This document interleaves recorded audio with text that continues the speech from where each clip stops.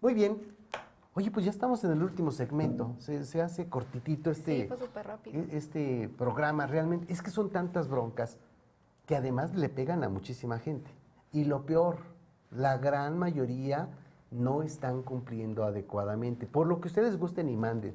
Yo creo que tiene mucho que ver el hecho de que la página del SAT no haya jalado a tiempo, que esté muy apenitas, que no estén claras las disposiciones, que nadie esté seguro de lo que deba cumplir, pero bien o mal ahí va saliendo información y habrá que cumplir. Entonces, tenemos que ver esos puntos. Ha habido clientes que nos han dicho, oye, no inventes, a nadie le importa darle seguimiento al antilavado de dinero, nada más lo hicieron para quedar bien con la OCDE, y que no nos vayan a descalificar. Le digo, bueno, independientemente de que esa es una percepción personal, la realidad es que ahí está la ley y ahí están las multas. Y entonces, independientemente de lo que creas o pienses, más vale cumplir porque es bastante alta. ¿Qué onda con las agendas? ¿Sí las vas a...? Ya les voy a decir ¿sí cómo o se las no? pueden llevar. Ok. Claro, tenemos estas hermosas agendas de Mafalda. ¿Es la de Mafalda? Así es, 50 aniversario, sí. Ediciones Gránica. Muy fácil, se la pueden llevar con tan solo darnos un me gusta o un like en Facebook, estamos como IMEFI TV, y con darle like, ya con eso tienen ustedes van asegurada a ser su agenda. los primeros. ¿Cuántas agendas vas a entregar? Vamos a regalar 5 agendas a las primeras 5 personas que le den like. Los primeros 5 que tengamos, ya nos ponemos en contacto con ellos. Sí, ya vía inbox yo les digo cómo recogerlas. Ok, muy bien, excelente. Entonces, vamos a echarle una leída aquí en lo que tenemos de nuestro material ¿dónde le apachurro? ¿Aquí le apachurro? Órale, esta cosa. Ahí está. Dice, veamos, ¿qué tenemos en cada una de estas disposiciones? ¿Qué tenemos de obligación para esta ley antilavado de dinero? Reglamento, artículo 12. Así es, nos dice tener RFC y fiel para inscribirse al padrón. Primero, entonces, necesito RFC y necesito fiel para poder inscribirme al padrón. Después, el reglamento en el artículo 13 y las reglas de carácter general en la regla 14, ¿qué nos dicen? Nos dice alta en el padrón, prórroga al 17 de enero de 2014 o cuando tenga que presentar avisos. Acuérdense que yo tengo la obligación de darme de alta en el padrón para presentar los avisos. O sea, no es una obligación como tal la alta, pero sin la alta no puedo presentar los avisos. Entonces tendría que darme de alta en el padrón.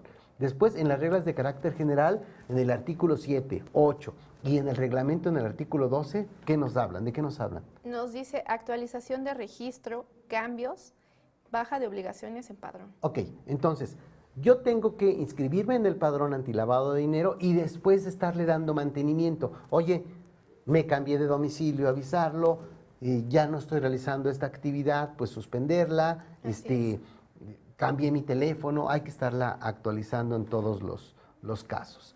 Después, la ley en el artículo 18, fracción primera, nos dice identificar a los clientes y usuarios en el caso en que se supere el umbral de identificación, llenar datos y sacar copias de identificación oficial. Entonces, dice en el caso en el que se supere el umbral de identificación, si vas a venderle un coche de más de 208,000, necesitas todos los datos. Pero si le vas a hacer un préstamo, desde el primer peso tienes que sacar todos los datos. O sea, los umbrales de identificación son diferentes para cada una de las fracciones del artículo 17 de la ley antilavado. Después, en las reglas de carácter general, en el artículo 11 y en el 37, ¿qué nos dicen? Nos dice manual de identificación del cliente, 90 días después de la alta. Ándale, o sea, esto ya debiese tenerlo. Oye, ¿y cómo le hago? O sea, sí, realmente habrá que meterse, analizar y estudiar estos artículos para tener un pequeño manualito ad hoc a la actividad que cada quien realice. Si dijésemos, oye, tienes un machote, no va a servir, porque no se daría abasto para todas. Ah, ¿verdad?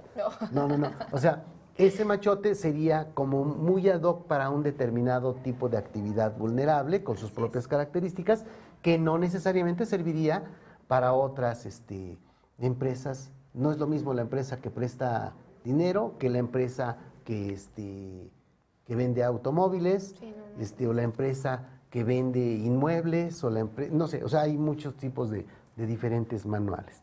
Después, las reglas de carácter general en el artículo 26, ¿qué me dice? Nos dice tomar en cuenta mejores prácticas y guías. Tomar en cuenta las mejores prácticas y las guías.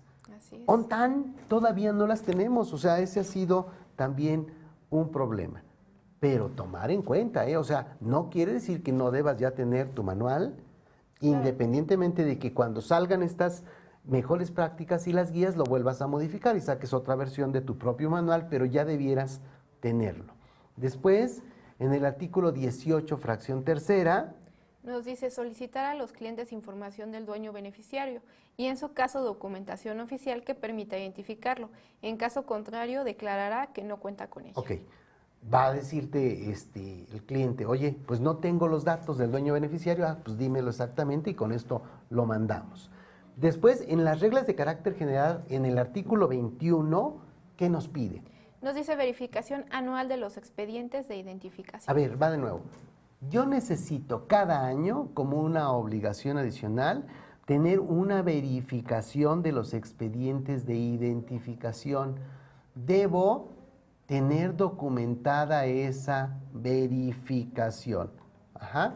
Puede ser que sea un servicio externo, este servicio pudiera ser algo que se dé por los despachos de contadores públicos, que más o menos ya varios despachos se están metiendo de lleno a estos temas, seguramente podrán ayudarnos. Deben llegar a la verificación, van a sacar sus observaciones, van a dar tiempo para que esas observaciones se modifiquen y tienen que verificar que se haya cumplimentado cada uno de los datos. O sea, la verificación anual tiene que llevar aparte a que se subsanen las broncas que se encuentren. En el artículo 18, fracción segunda, nos dice, se solicitará al cliente o usuario la información sobre su actividad u ocupación, basándose, entre otros, en los avisos de inscripción y actualización de actividades presentados para efectos del RFC. Ok, en las reglas de carácter general, artículo 34, así es, nos habla de clientes de bajo riesgo. Ok, si hago una operación con Bancomer, pues no le voy a pedir que me pase copia de su acta constitutiva y de su poder, o sea, porque son entidades financieras, digamos, reconocidas, que se consideran de bajo riesgo. En las reglas de carácter general, en el artículo 35, nos dice intercambio de información en grupos empresariales. Ok, es muy probable que yo tenga una identificación de un cliente, pero ese cliente realiza operaciones con varias de mis empresas.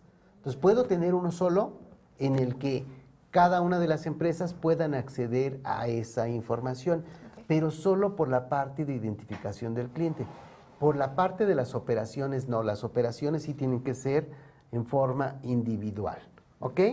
En esta pregunta frecuente, en la siguiente tabla, nos dice el SAT en la parte de preguntas frecuentes, la pregunta frecuente número 13, que de repente por todos lados tenemos que estar buscando luz para poder cumplir. ¿Qué dice esta pregunta? Nos dice, el expediente único de identificación de los clientes o usuarios de quienes realicen actividades vulnerables deberá de incluir testimonio o copia certificada de los... dice, el expediente único de identificación de los clientes o usuarios de quienes realicen actividades vulnerables y después el énfasis de la pregunta.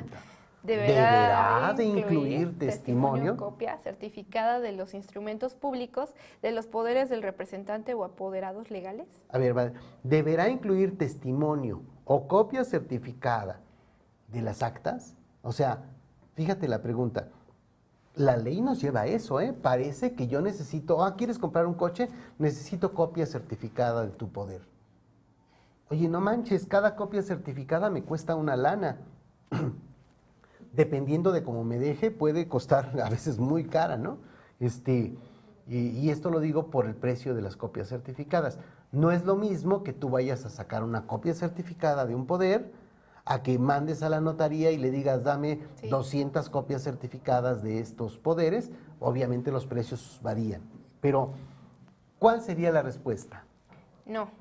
Quienes realicen las actividades vulnerables deberán recabar copia simple de los documentos señalados, asegurarse de que sean legibles y cotejarlas con las originales o copias certificadas que proporcionen los clientes o usuarios. O sea, no quiero que me entregues copia certificada, pero sí quiero que me traigas una copia y aparte que me traigas el original. Claro. O que me traigas el original y que yo le saque una copia. Aquí lo que se está haciendo es que el cliente manda una copia de su documento escaneado. O sea, manda el archivo y ya ese archivo simplemente se coteja con el original. Ok. Y ya con eso tendríamos resuelto este punto. ¿De acuerdo? Ya casi estamos para terminar. Así Nada es. más veamos aquí. Habíamos dicho, oye, cuando tú le vas a facturar a un cliente, ese cliente solo le vas a pedir su RFC. Oye, ¿y si no me da el RFC, le tengo que facturar? O sea, vamos a suponer que no estamos hablando de actividades vulnerables. Veamos cuáles son los requisitos de los comprobantes en el Código Fiscal de la Federación, en el artículo 29A. ¿Qué dice este artículo? Nos dice, los comprobantes fiscales digitales a que se refiere el artículo 29 de este código deberán contener los siguientes requisitos. Y en la fracción cuarta, Nos dice, la clave del RFC de la persona a favor de quien se expida. ok, este es el requisito.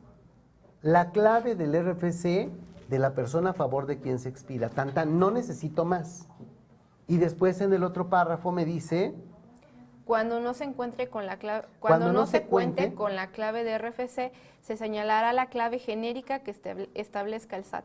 ok, entonces, yo tengo una clave genérica que Así sería para todas mis facturas con el PEG, con el público Sí. en general. ¿De acuerdo? Todavía nos faltó un chorro de la parte de los avisos de la confidencialidad, etcétera, que nos lleva a más y más requisitos. Amigos, este es un mundo diferente. Recuerden que las actividades vulnerables no son un tema fiscal, son un tema de una ley administrativa.